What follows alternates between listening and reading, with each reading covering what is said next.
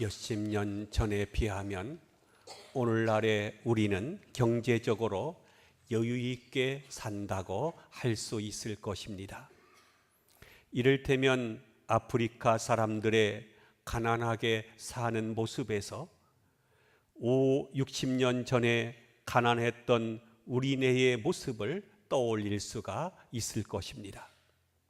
확실히 그때에 비하면 우리는 너무나 잘 살고 있습니다. 문화도 경제도 사회도 훌륭하게 발전했습니다. 구석구석 불만스러운 것도 있고 전체적으로 마땅치 않은 것도 많습니다마는 그럼에도 불구하고 꽤나 여유 있게 사는 것을 부인할 수는 없을 것입니다. 그런데 이상한 것이 하나 있습니다. 경제적으로 나아진 것이 틀림이 없고 문화적으로, 교육적으로, 사회적으로 두루 나아진 것이 사실인데 두 가지가 빠져 있다는 것입니다. 첫째는 행복하지 않다는 것입니다. 우리 한번 개인적으로 솔직하게 생각해 보십시다. 그 옛날 어렵게 살 때에 비해서 지금이 과연 더 행복하다고 말할 수 있을까요? 생활에 여유가 있어서 그만큼 더 행복하다면 얼마나 좋겠습니까마는 그렇지 못한 데 문제가 있습니다. 생활의 여유와 행복은 반드시 정비례하는 것이 아님을 알 수가 있습니다. 두 번째는 사람들이 용기가 없다는 것입니다. 우리는 확실히 용기가 없습니다. 옛날 사람들은 가난한 데다가 무지하기까지 했습니다.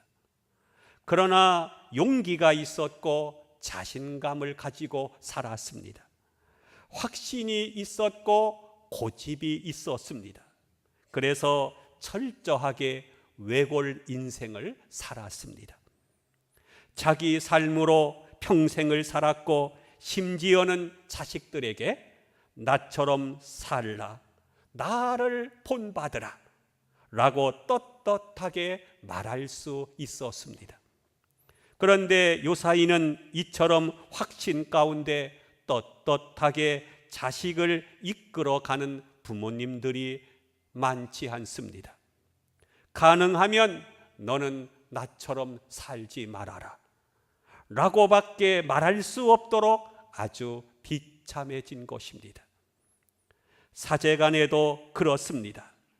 백화점에서 물건을 팔듯이 등록금이나 받고 지식을 판매할 뿐이지 나를 닮아라, 나처럼 살아라, 인생이라고 하는 것은 이렇게 사는 것이다 라고 당당하게 말할 수 있는 스승이 별로 없다는 것입니다.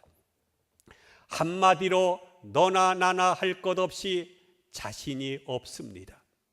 그러니 행복할 리가 없잖아요. 현대인의 특징이 불확실성입니다. 모두가 확신이 없는 시대를 애매모호하게 살아가고 있습니다. 이러니 비겁하고 나약할 수밖에 없지 않습니까? 몸이 병들기 전에 정신이 병들었습니다. 몸이 늙기도 전에 정신이 늙었습니다.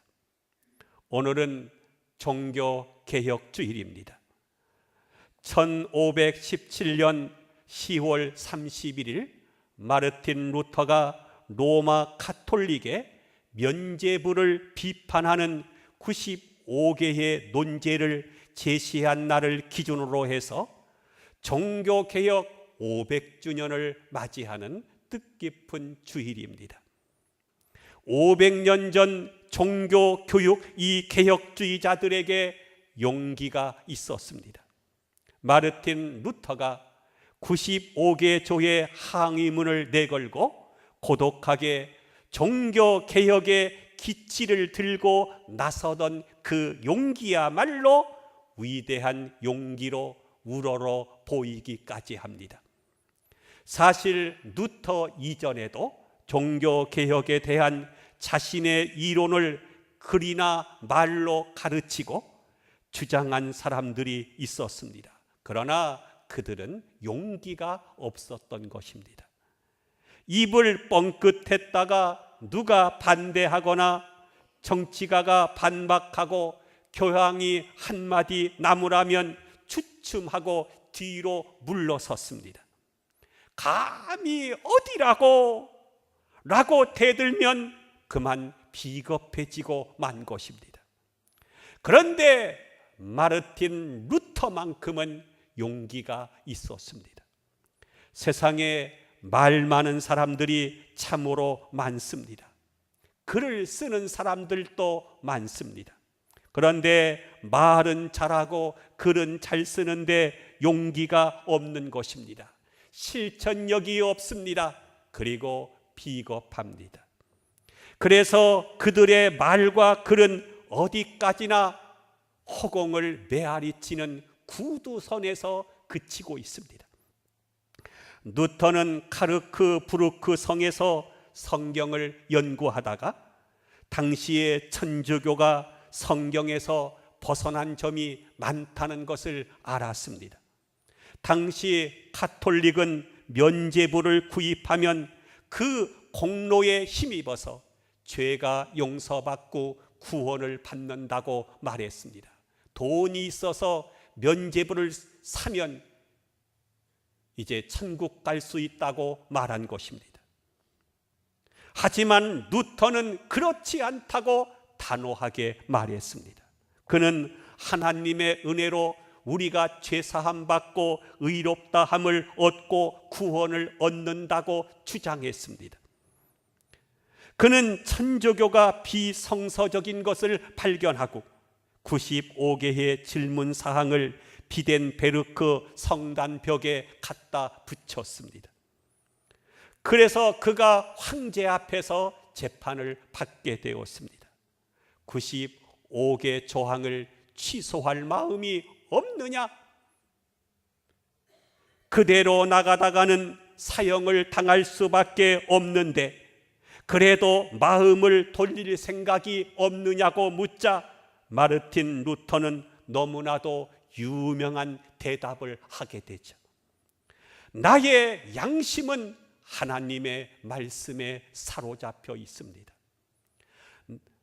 이 나는 아무것도 취소할 수 없습니다. 왜냐하면 성경에 반하는 것은 옳지 못하기 때문입니다. 여기에 내가 서 있습니다. 나는 다른 어떠한 태도로도 다른 선택을 할 수가 없습니다. 하나님이여, 제가 여기 있나이다. 저는 지금 사람 앞에 서 있는 것이 아니라 하나님 앞에 서 있습니다. 참으로 당당하고 위대한 태도입니다. 그는 누가 성원을 보내주든 외면을 하든 거기에 개의치 않았습니다. 누가 나를 도와주느냐 않느냐, 장차 살 것이냐 죽을 것이냐, 이런 것에 개의치 않았던 거죠. 남들이 나보고 뭐라고 하던, 정치와 사회가 어떻게 바뀌던 그런 것에는 개의치 않았습니다. 다만 하나님 앞에, 그리고 말씀 앞에 성실했습니다. 그는 하나님의 말씀에 사로잡혀 있었던 것입니다. 오직 의인은 믿음으로 말미암아 살리라. 실로 당당한 태도입니다. 그리고 밀고 나갔습니다. 그래서 종교개혁을 일으키게 된 것입니다. 사람의 얘기를 다 듣고 사람의 지지를 받아 보았자 물거품이지 여기에서 무슨 용기가 나겠습니까? 오직 하나님뿐인 것입니다. 믿으시기를 축원합니다. 여러분, 하나님만 의지하는 이 루터의 용기를 다시 한번 깊이 생각해 보십시오. 요한복음 14장 16절을 본문으로 하는 마르틴 루터의 설교에 이러한 대목이 나옵니다. 세상 사람들은 돈, 지갑과 금고, 높은 신분, 그리고 가진 권세와 지혜를 의지합니다. 그러나 그리스도인은 성령께서 주신 용기, 오직 믿음을 가지고 나아가는 용기뿐입니다. 우리에게는 왜 이러한 용기가 없는 것입니까? 어찌하여 이토록 무기력하고 비겁해야 하는 것입니까? 여러분, 변화에는요, 우리가 잘 알듯이 무의식적인 변화가 있고 의식적인 변화가 있죠. 무의식적인 변화는 세상이 변하는 대로 나도 변하고 내 습관과 또 내 생활과 내 철학이 세상을 따라서 슬슬슬슬 변하는 것을 말합니다. 뒤늦게 문득 정신을 차려보니, 아니, 내가 벌써 여기까지 왔나? 내가 이런 방향으로 변했나? 그렇게 말하게 되는 것입니다. 이런 변화는 죽은 변화죠. 그러나 의식적인 변화는 먼저 의식이 가고 신앙이 가고 고백이 가고 그 다음에 변화시키는 그러한 변화입니다. 나도 변화시키고 세상도 변화시키는 변화, 그것을 우리는 개혁이라고 말합니다. 종교 개혁만이 개혁이 아닙니다. 종교 개혁을 하기 전에 내가 먼저 변화해야 되고, 사회 개혁, 정치가들의 개혁을 말하기 전에 나 자신부터 변해야 하는 것입니다. 나는 예수 믿은 지 10년, 20년이 되었지만 얼마나 달라지고 변화되셨습니까? 사회에 개혁이 있어야 되고, 물론 정치에도 문화에도 우리의 성품과 의식에도 개혁이 있어야 됩니다. 날마다 새롭게 개혁되어야 됩니다. 우리는 개혁적인 신앙을 가지고 살아가야 하는 것입니다. 마르틴 루터는 오직 믿음에 근거하여 위대한 개혁을 단행하게 되죠. 그가 사랑하는 친구에게 보낸 편지 중에 보면 이런 말이 있습니다. 사람이 나약하고 근심을 하는 것은 문제가 크기 때문이 아니라 불신앙 때문이다. 사실입니다. 사건이 크고 뭐가 뒤엉켜서 뭐가 잘못되어서 걱정과 근심이 많은 것입니까? 아닙니다. 문제는 내 안에 하나님을 전적으로 신뢰하지 못하는 불신앙 때문인 것입니다. 오늘 본문 31절을 보십시오. 만일 하나님이 우리를 위하시면, 그랬습니다. 사도 바울의 신앙의 용기가 바로 여기에 나타나 있습니다. 하나님이 우리를 위하시면 31절에서 누가 우리를 대적하리요? 33절에서는 누가 송사하리요? 34절에서는 누가 정죄하리요? 35절에서는 누가 우리를 그리스도의 사랑에서 끊으리요? 이렇게 담대하게 말하는 것을 보게 됩니다.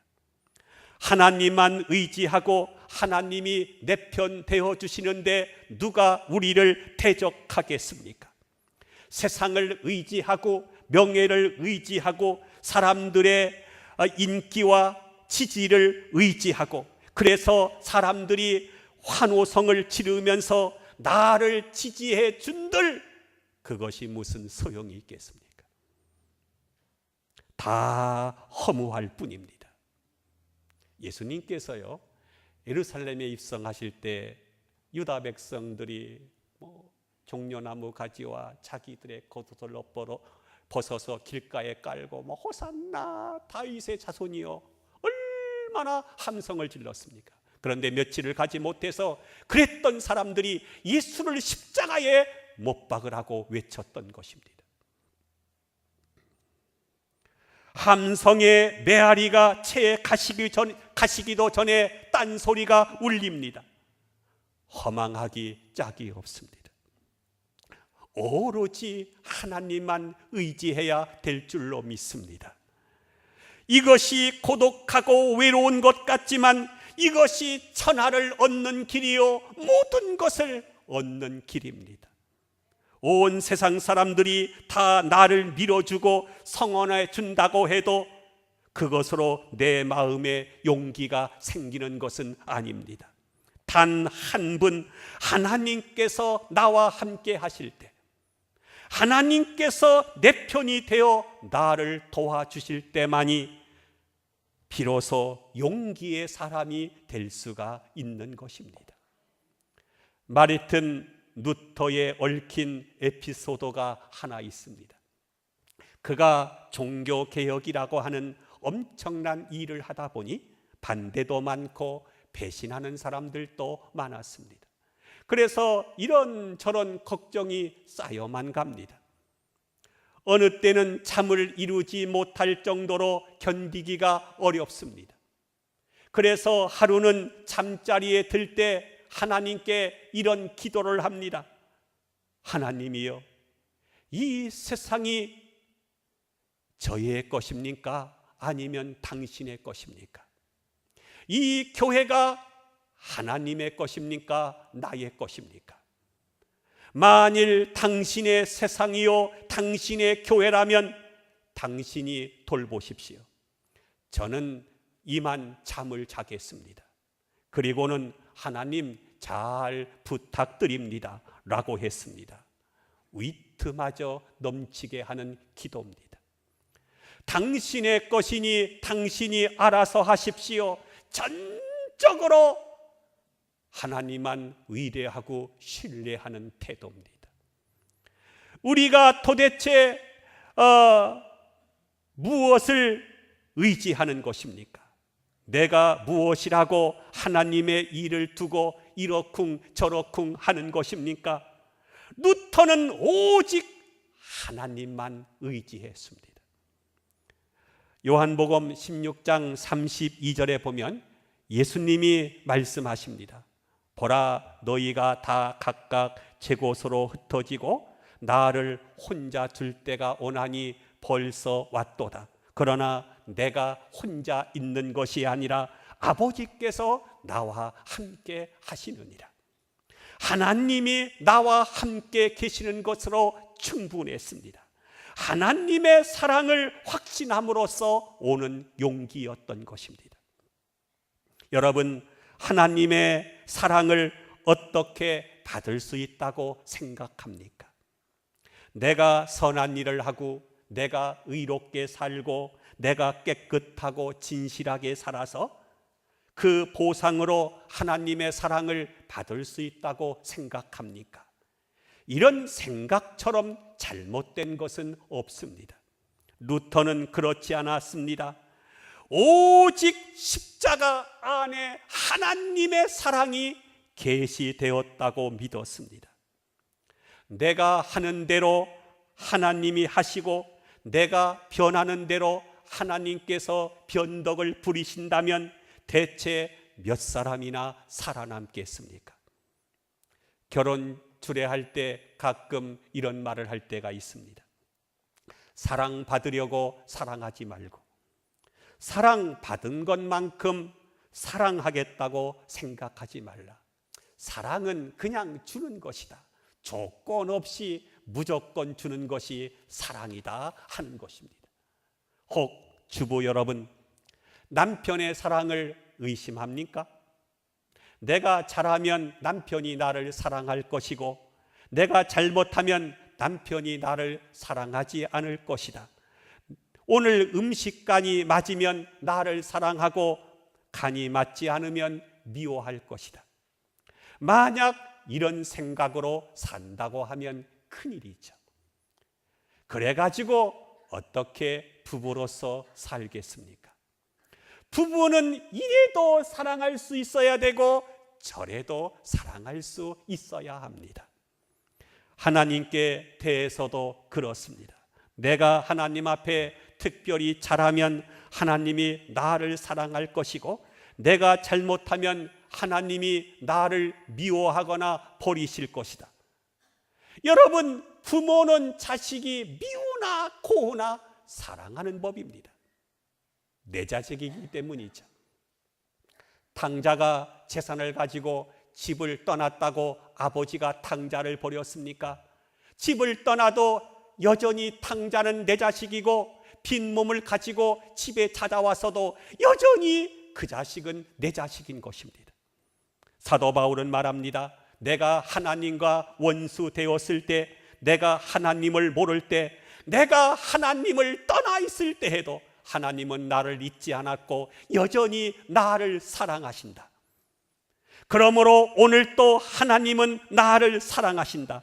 왜냐하면 나는 하나님께서 택하신 자녀이기 때문인 것입니다. 오늘 본문 33절을 보십시오. 누가 하나님께서 택하신 자를 고발하리요? 여기서 내 자격은 상관없습니다. 내가 어떠한 사람이냐고 물어볼 필요도 없습니다. 내게 하나님의 사랑을 받을 만한 자격이 있어서 하나님이 나를 사랑하는 것이 아닙니다. 내가 하나님의 자녀이기 때문에 내가 잘났건 못났건 여전히 하나님은 나를 사랑하시는 것입니다. 믿으시기를 축원합니다. 사도 바울은 갈라디아서 1장에서 내 어머니의 태로부터 택정하셔서 이방인의 사도로 세웠다고 했습니다. 이방 사람들에게 복음을 전하기 위해서 내가 있고 내가 태어나기 전에 선택을 받았다면 선택받은 내가 가는 길을 누가 막을 수 있겠느냐 하는 것입니다. 그러므로 사도 바울은 오늘 본문에서 더욱더 위대한 말을 합니다. 32절을 보십시오. 자기 아들을 아끼지 아니하시고 우리 모든 사람을 위해서 내어 주신 이가 어찌 그 아들과 함께 모든 것을 우리들에게 주시지 않겠느냐. 일본은 이 선교가 잘 되지 않는 나라로 알려져 있죠. 학생이 한 150명쯤 되는 어느 학교에 새로 전학을 온 학생이 있었습니다. 그 많은 학생들 가운데 이 학생만이 유일하게 그리스도인입니다. 점심시간이 되어 도시락을 먹습니다. 다른 아이들은 모두가 그냥 먹기 시작하는데 이 학생만큼은 식사 전에 두 손을 모으고 한참 동안 뭔가 중얼중얼거립니다. 기도하는 것이죠. 그리고 나서 식사를 하는 것입니다. 이 광경을 처음 본 아이들이 그 학생을 수상쩍게 여겨서 선생님에게 고발을 했습니다. 애가 정신이 돌았나 봐요. 혼자 뭔가 중얼거려요. 이상해요. 그래서 선생님이 그 학생을 불러서 너 조금 전에 무슨 짓을 했느냐 하니까 선생님, 저는 기독교인입니다. 하나님이 주신 음식을 먹게 되어 너무나 감사함으로 하나님 참 좋은 음식을 주셔서 감사합니다 라고 기도를 드린 것입니다. 선생님이 이 소리를 듣자 깜짝 놀라며 눈물을 흘립니다. 사실은 나도 기독교인이다마는 나는 창피해서 그동안 기도를 공개적으로 못했다. 너는 참으로 위대하다. 너는 용기가 있구나 하면서 칭찬을 했다고 합니다. 여러분, 종교개혁이 따로 없습니다. 어디에서든지 간에 당당하게 그리스도인으로 살아가야 할 것입니다. 여러분, 직장에서도요, 나는 한마음교회 집사입니다, 권사입니다, 장로입니다 따뜻하게 밝혀야 돼요. 이걸 밝히지 못하게 되면 야, 우리 피곤한데 좀 스트레스 풀러 한잔하러 가세요. 그러면 슬금슬금 따라가서 꿀꺽꿀꺽 마시게 되고 또 남들 피우는 것도 빠끔빠끔 피우게 되는 거예요. 왜냐하면 자신의 신분을 당당하게 밝히지 않았기 때문이에요. 죄송합니다. 저는 예수 믿는 기독교인이라서 이것을 마실 수 없습니다. 대신에 사이다를 마시겠습니다. 이렇게 분명하게 자신을 밝혀야지, 그것을 밝히지 못하면 여러 가지 유혹이 오게 되는 것이고, 그 유혹에 나도 모르게 슬금슬금 넘어가게 되는 것입니다. 가정에서든 직장에서든지 간에 이것이 하나님의 뜻이라고 하면 굽히지 않는 것입니다. 여기에 하나님의 사랑이 있다고 하면 낙심할 것도 없습니다. 이것이 하나님의 경륜이라고 믿을진데 거기에 무슨 두려움이 있겠습니까? 하나님이 나와 함께 하시면 내가 무엇을 두려워하겠습니까? 오늘 본문 35절과 39절은 이렇게 말씀합니다. 누가 우리를 그리스도의 사랑에서 끊으리요? 환난이나 곤고나 박해나 기근이나 적신이나 위험이나 칼이랴. 높음이나 깊음이나 다른 어떠한 피조물이라도 우리를 우리 주 그리스도 예수 안에 있는 하나님의 사랑에서 끊을 수 없느니라. 할렐루야. 다시 한번 이 질문에 대답해 보시기를 바랍니다. 하나님이 우리를 위하시면 누가 대적하리요? 누가 고발하리요? 누가 정죄하리요? 그리고 누가 그리스도의 사랑에서 우리를 끊으리요?